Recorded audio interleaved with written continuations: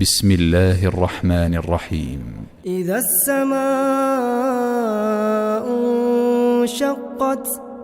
وأذنت لربها وحقت وإذا الأرض مدت وألقت ما فيها وتخلت وأذنت لربها وحقت يا أيها الإنسان إنك كادح إلى ربك كدحا فملاقيه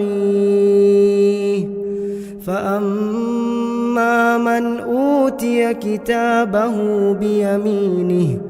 فسوف يحاسب حسابا يسيرا وينقلب إلى أهله مسرورا وأما من أوتي كتابه وراء ظهره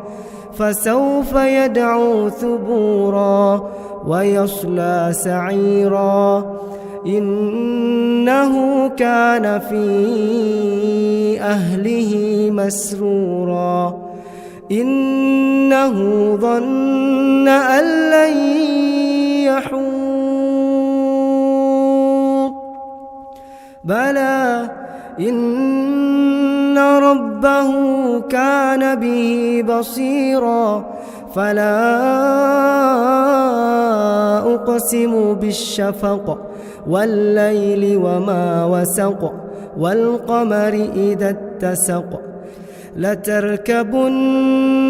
طبقا عن طبق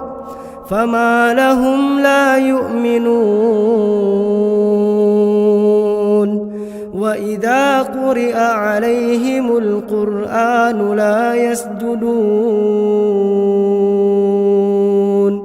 بل الذين كفروا يكذبون والله أعلم بما يوعون فبشرهم بعذاب أليم إلا الذين آمنوا وعملوا الصالحات لهم أجر غير ممنون.